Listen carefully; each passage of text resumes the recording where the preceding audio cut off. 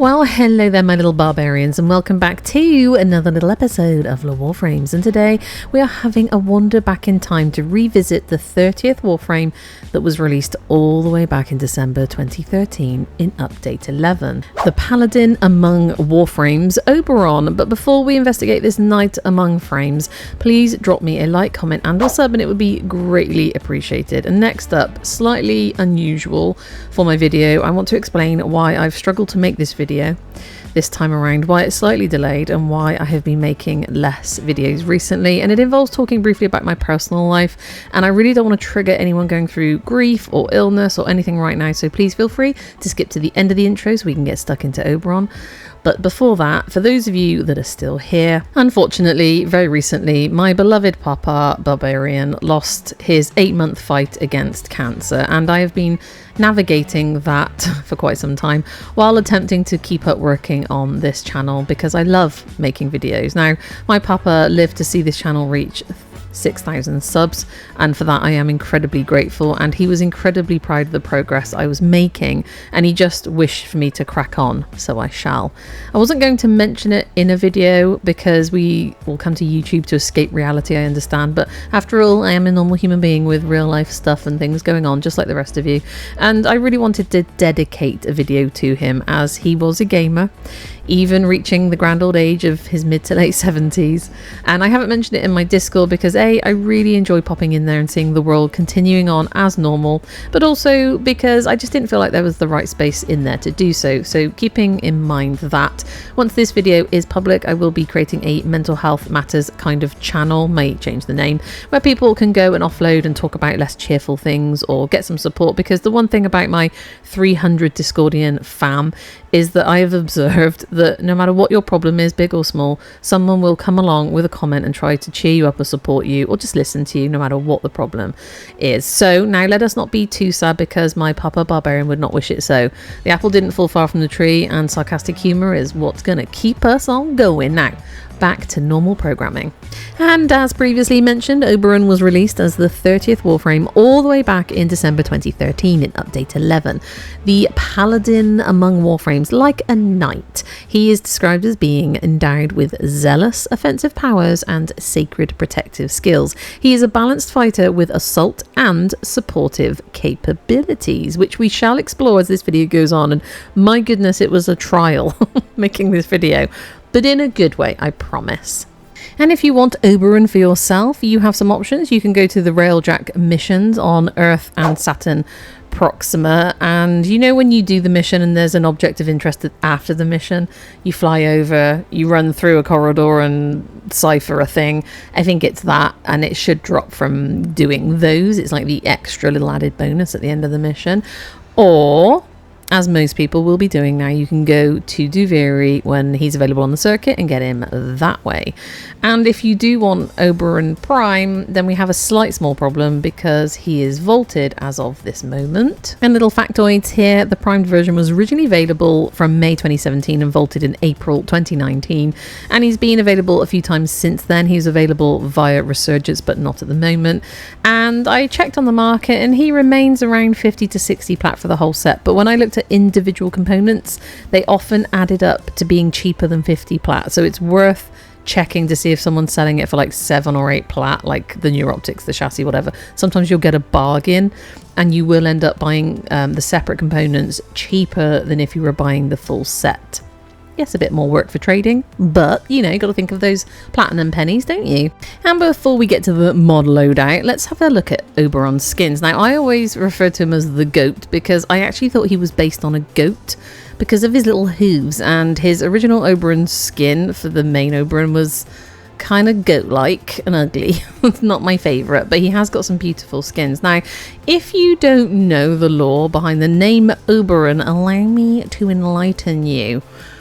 Oberon and Titania are characters from William Shakespeare's A Midsummer's Night Dream from 1832. Oberon was known as the king of the fairies, and being a king, he needed a queen. So Titania, being his wife, was indeed actually the queen of the fairies. And Titania in this game appears as a Warframe linked to the Silver Grove, you know, out in the forest.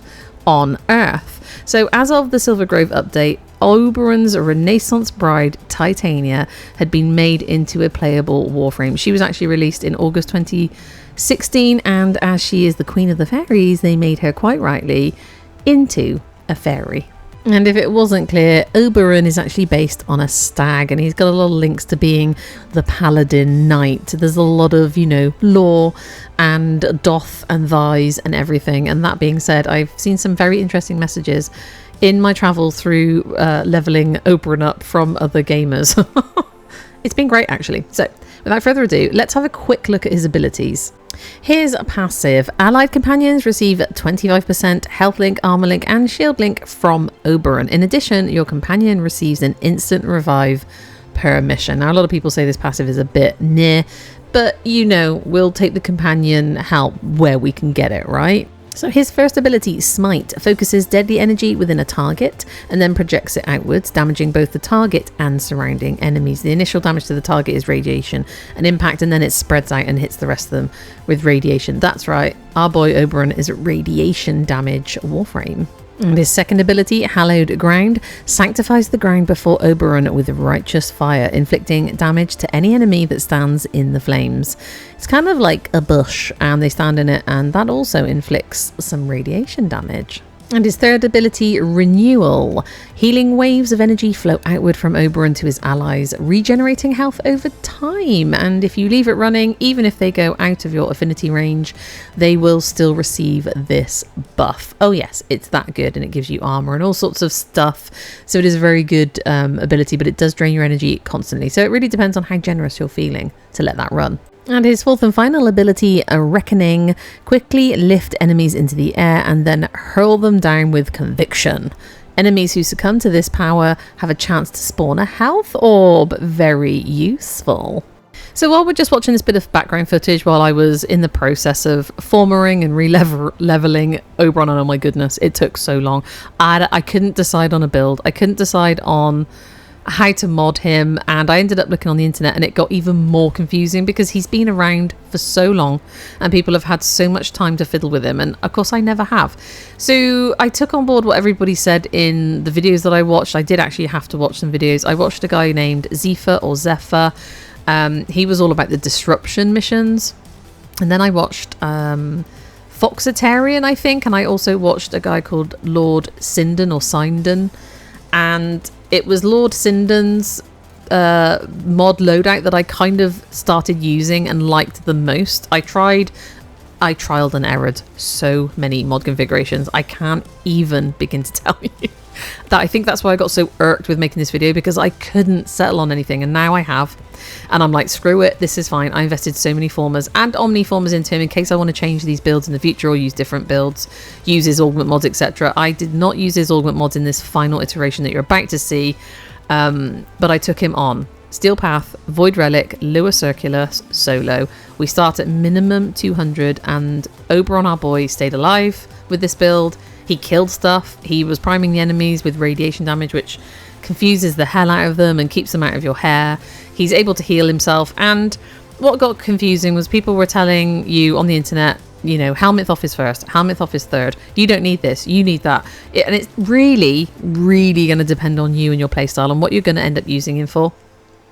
And my gold standard, as always, is can I get him to survive on solo Steel Path missions? And if I can't, then I'm not really interested. I know, I'm so fickle. Anyway, so I'm going to show you my build. It took me a long time to get to this build, guys, so spare me a moment. And if you're going to critique it, that's fine. It's not complete, but I really need to make this video and put it up on the internet because I miss you guys, okay? So bear with me.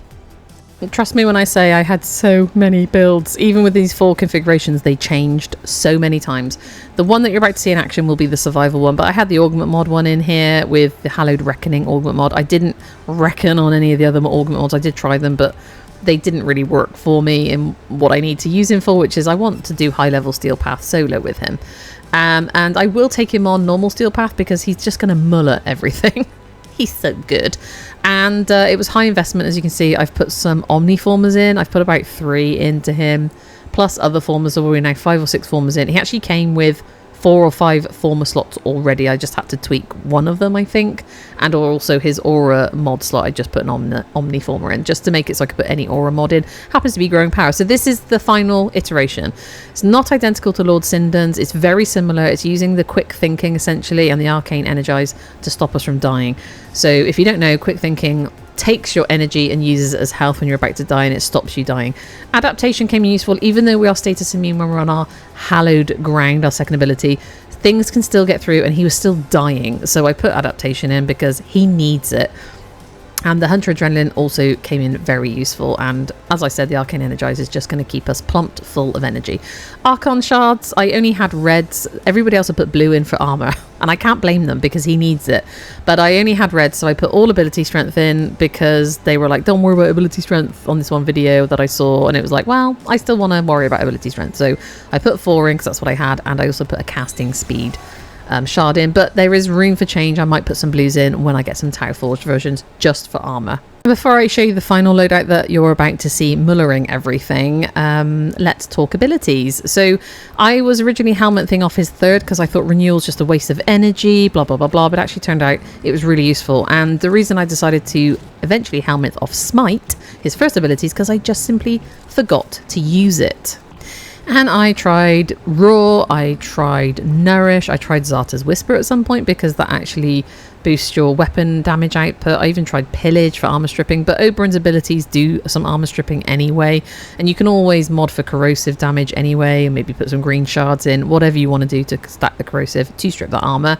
But I ended up actually putting Mirage's Eclipse on because it's twofold. We can reduce damage coming in a pinch, and we can boost damage going out, and that's exactly what we need on higher level, and it did seem to really work very well for what I was using Oberon for. And I decided to take my Torrid Incarnate because I am very late to the Torrid Incarnate party. I actually bought him from Cavallero in the end because I couldn't be bothered to do Duviri. Yeah, I know.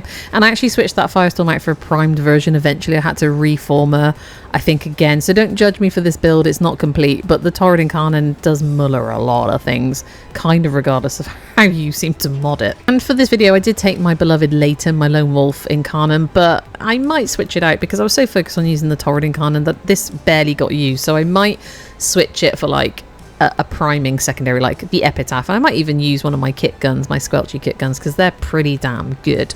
Now originally I was just using my Falcor because I love that weapon now, but I decided to build the Archetytron because of, I think it was Zephyr or Zephyrs build for disruptions, and I just thought I'd try it because it seemed like fun. And actually it's going to be very interesting to try it for electricity damage. I might switch it onto Jaya at some point, the Jaya build, and in the meantime I'm just ranking up, so don't worry about this melee too much. I'm sure there's a better one you can take along if you're going to be using melee a little bit, but this was my Archetytron in progress. As you can see, it's only rank 4, and I'm about to do very, very high level Steel Path. I might be slightly insane, I'm not sure. And for this video, I decided to take Vazarin School of Focus. I'm still working on it, so it was a good opportunity to keep leveling it up.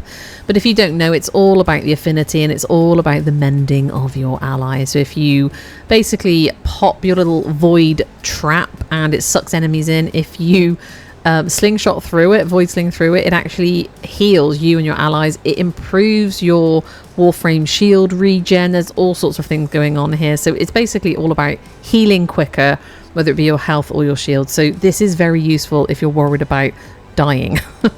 And I was when it came to Oberon. Now I may change this School of Focus and try others, but this one was working out quite nicely for me. And as for companions, I tried a few. Nautilus did really well with his Cordon mod because that groups enemies together for you, which is very, very useful. And I also tried my Panzer Volpafilla with the viral spreading, which was also great. But I settled on a Hound. It wasn't a recommended build as in the parts, but these mods I think are pretty much Lord Sinden's. I think there may be one or two that are ever so slightly different. And although it's got very low health and armor, this thing seems to survive really well. And I used this Akaton just because I'd been working on it. I noticed I already had some former in. This was not a build that was recommended to me by anybody. This was just a status build I ended up using. So I used the Status Go Burr because it just spreads status very nice. I used that build if you want to pause and have a look. So I did test him in the Simulacrum and on the Kuva Fortress, but let's skip to the good bit. I've gone to Steel Path, Void Relic mission, solo on Lua Circulus. As you saw, it started at 203 enemy level, and it just goes up and up and up. And I headed for our little companion here, our little guardian, because that's going to boost up my damage output as well. And take a look at the health situation already. So I was still learning how to use this build right here, right now, and I was like, oh, I didn't die. I was fully expected to die. Quick thinking stopped us from dying. And I don't know if the Hunter Adrenaline popped up as well, but the Arcane Energize, as long as our energy stays up, quick thinking will not allow us to die. Now, I did die a couple of times, I will admit, not in this mission, in a different one when I wasn't concentrating. And as you saw, I even dropped out a health little pizza thing. I didn't need to. I forgot about my third ability because I was so used to helmet thing it off, I forgot I had it. So I popped renewal and up our health went, and up it will stay. Pretty much as long as I keep it running. I don't always keep it running because I want my energy to stay up. If you leave it running, it keeps sucking energy off you. If you're efficient, great, but this is not an efficient build. So, I mean, this is where I got really kind of excited because things start to go really well. And as you can see, I pop out just now and again as my operator. I didn't slingshot. I totally forgot to do it. I did a couple of times, but I totally forgot to do it in the moment. But so it could get even better for the healing. And look at how we're doing. This gets bonkers good, like really crazy good. So we're dropping down his second ability, Hallowed Ground. This is the ferns, the shrubbery that you see upon thy floor. If we're stood in this shrubbery, we are immune to all status, pretty much, give or take. Some toxin will get through. You know, the high damage input will get through, but we could always pop Eclipse to reduce our damage coming in. And quick thinking is always going to save us. And if we've allowed renewal to drop off, we can pop that and that'll boost our health straight back up. And the fourth ability, I just use it now and again when the enemies are getting too much, and that lifts them up in the air, slams them back down, and if they die whilst they're stood on hallowed ground, they may drop a health orb for you. But I did notice they were dropping energy orbs as well, so I don't think I've got equilibrium in, but if you had equilibrium in, that would keep your energy up as well. And just sit back and enjoy the carnage, I say, because I did. I stayed in for 2 or 3 rounds. I moved around with this companion as much as I could because I wanted to keep my ability strength up. And the popping, the casting of it is much quicker when you're in this little grey bubble with your Teshin lookalike ghost. And look at the radiation damage just pulsating. So this radiation damage is enough really to kill a lot of the enemies, but if it doesn't, it's just priming them. It's just helping them into the next life. It really is, and I really enjoyed it. And what I really found surprising was this boost sometimes of like red and orange crit that I was getting my torrid. I don't know if that's a torrid thing or something to do with my companion or something to do with Oberon or something to do with Eclipse. Not 100% entirely sure how it's working. All I know is that we were killing a lot. So I'm just going to skip to the bit where it got intensely good.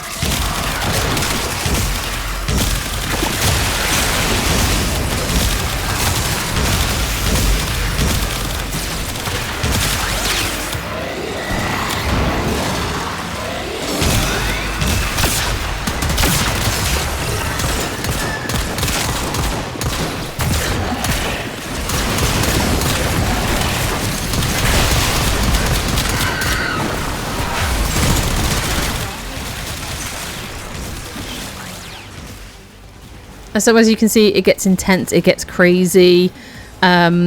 Because I've got this passive ability, when my companion goes down in a moment, it gets insta revived. We get one of those per mission. There you go, instantly revived when it went down, so we don't have to worry about it. And then because I'm the Vazarin School of Focus, you also get instant revives. I think I've got 3 at the moment. You have to rank up to open up more. I think it's 4 max free reses per mission. But also resing is just quicker anyway with the Vazarin School of Focus present. You've got the shield regen, the health regen, everything's just good and groovy. Very supportive frame and school. And I am solo at the moment, so I'm kind of supporting myself. He's working hard here in his shrubbery, you know, I'm just saying, look at it go. And I know it's the Torrid Incarnate and that melts pretty much everything, but still, Oberon is having a whale of a time priming them with the radiation damage and popping Eclipse to damage boost or damage reduce whenever we need it, and popping Renewal whenever we want to boost up our health or keep it up, or we've got good energy going on. And the 4th really just lifts them up in the air. It's a little bit of crowd control, and if they die from that ability whilst they're stood on your shrubbery, they will drop health orbs and maybe some other goodies, I don't know. So what I want to ask you guys is, are you inspired to go back and use thy Oberons? Are you going to get him? Have you got him? Have you got the primed version? If you can do a bit of trading, you can buy him for less than 50 plat. I'm just saying. And it's all affinity at the end of the day, isn't it? And yes, there's a bit of investment to make, but I can't tell you how satisfied I was when this started working. I genuinely thought I was going to have to bring you a video. I was like, no, I can't do it. I don't like it. I just don't like it. I can't make it work. And it was right at the 12th hour that I used this build. This whole sort of setup, kind of incidentally, the companion and the weapons, but just the fact that he's not dying, I was like, oh, finally, we got there. It took literally about a week and a half for me to look into this. With everything else going on as well, it's been intense, but very satisfying. So my darlings, I hope I've inspired you. And now I'm like, what else can we go back and have a look at? People keep recommending things to me and I'm very intrigued, but I love educating myself, and I'm hoping I can bring joy and education to others. In case you're at a point in the game where you've managed to get yourself an Oberon and you're like, what the hell do I do with this frame? Well, here you go. And I know this is high level steel path. Can you imagine the amount of killings he will do on normal star chart? And I went out and I tested it, and every time I took him to a mission, no matter who I was with, it was even a mezza at one point, and I beat them on the kill count. He's just so good. He's just so supportive. So good. And the Torrid Incarnate obviously is delightful. I'm very glad I've got it. Anyway, my darlings, I'm going to stop blathering on, but I hope I've inspired you. I hope I didn't depress you at the beginning of the video. Don't worry about me. I'm doing good. I've got a lovely group of support in my life, and I'm taking some time processing the grief, as you do, and I know that we all go through it at some point. But if you want to come and join the Discord, don't worry, we're not specifically talking about doom and gloom over there. We're talking about gaming, all the things that we love, food, pets, you know, the whole shebang. We even have a memes shenanigans channel if you want to come in there and post some gifs and some funny pictures within reason. Okay, don't be rude, okay, my darlings, because we're all about the happiness here, we're all about the joy. And I just want to say thank you to you, my Discordians, my YouTube members, the people that have clicked on my channel. I really do need your support. I really want this channel to do well. I want to do Papa Barbarian proud. If he's watching down from the great gaming hub in the sky, proudly watching us all. He was a gamer, he played a bit of Call of Duty and stuff like that.